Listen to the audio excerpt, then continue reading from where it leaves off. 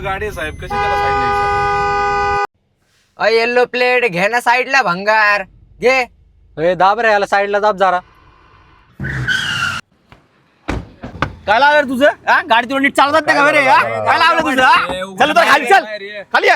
अहो काय झालं दादा, कशाला त्रास देताय? ये तू बाहेर ये, सांगतो काय झालं. ये बाहेर ये पहिल्यांदा तू. चल सर तुम्ही 2 मिनिटं बसा, मी बघतो बरं का. अहो दादा काय झालं? कधीपासून साईड मागतो, हॉर्न ऐका येत नाही का तुला? अहो दादा समोर गाडी आहे, मी कशी तुम्हाला साईड देणार? समोरनं मला जागा भेटली तर मी तुम्हाला साईड देणार ना.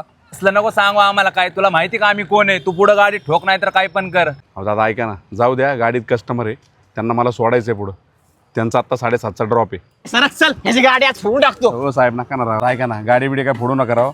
मी तुमच्या सगळ्यांची माफी मागतो राव. काय आहे, नवीन गाडी घेतली, आत्ता माझ्या गाडीचा हप्ता चालू आहे. गाडी बिडी फोडू नका, सगळ्यांची तुमची माफी मागतो. मला माफ करा, माझ्याकडनं चुकलं असेल तर. मी जाणून बुजून काय केलं ना राव, पुढं गाडी होती म्हणून मला तुम्हाला साईड देता आली नाही.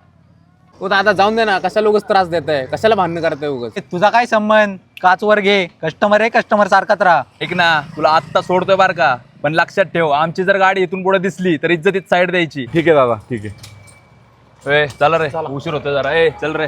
मला एक तुमची गोष्ट नाही कळाली. तुमची काय चुकी नसताना तुम्ही काय ऐकून घेतलं एवढं? अहो काय नाही दादा, आम्ही ड्रायव्हर लोक आहेत, आम्हाला काय नेहमीच आहे. आपली येल्लो प्लेट गाडी बघितली ना तर लोक असाच त्रास देतात. शेवटी आपण गरीब माणसं आहे, तो त्यांच्या नादी लागून कुठं आपलं पोट भरणार आहे का? आता मी जर भांडत बसलो असतो, तुम्ही गाडीतनं उतरले असते, मला 2 पैसे मिळाले, ते पण नसते मिळाले. आणि चुकून जर त्यांनी एखादी दांडकं गाडीवर टाकलं असतं तर माझी गाडी पण नुकसान झालं असतं साहेब. आत्ताच नवीन गाडी घेतली, गाडीचा हप्ता आहे 25,000 रुपये, मला हप्ता भरायला लागतो. आणि आता तुम्ही बघताय ना आजकालचं वातावरण कसं आहे.